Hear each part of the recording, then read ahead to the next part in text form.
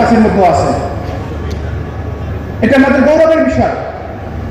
কিন্তু একটি ছাত্র সংগঠন সফট পাওয়ার হিসেবে সে রাষ্ট্রের যে পরিমাণ নিয়ন্ত্রণ থাকে, সে রাষ্ট্রের প্রতি তার রন্ধে রন্ধে যে অবস্থান থাকে, মালয়েশিয়া, ইন্দোনেশিয়া, থাইল্যান্ডের মতো নন মুসলিম কান্ট্রি কিংবা তুরস্ক, মরিতানিয়া, মরক্কোর ছাত্র সংগঠনের ভাইরে এই বিপ্লবের নিউক্লিয়াস হিসেবে আমাদের শহীদ পরিবার, পঙ্গু ভাইদের যে রেসপন্সিবিলিটি, আমাদের মা বাবারা তার সন্তানকে দেশ স্বাধীন করার জন্য যেভাবে পাঠিয়ে দিয়েছে, আমাদের ভাইরা বোনের যে রক্ত দিয়েছে, সেই রক্তের ঋণ পরিশোধ করতে হলো। সবাই সবকিছু ভুলে যেতে পারে, এই নিউক্লিয়াসটা ইসলামী ছাত্র শিবির জামাত ইসলামকে স্পিড ধরে রাখতে হবে ইনশাআল্লাহ।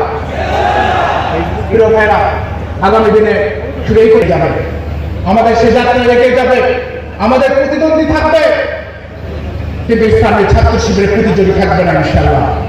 সেই নতুন বাংলাদেশ বিনির্মাণে, 24 বিপ্লবের সেই পরিবর্তনের বাংলাদেশ বিনির্মাণে ইসলামী ছাত্র শিবির টেকনাফ থেকে সারা বাংলাদেশের ভাইরা ঐক্যবদ্ধভাবে আমরা সুসংগতভাবে গুণগত পরিবর্তনের মাধ্যমে বাংলাদেশকে এগিয়ে নিয়ে যাব, সে প্রত্যাশা রেখে আমার কথা শেষ করছি। সবাইকে ধন্যবাদ। সালামু আলাইকুম ওয়া রাহমাতুল্লাহি ওয়া বারাকাতুহু।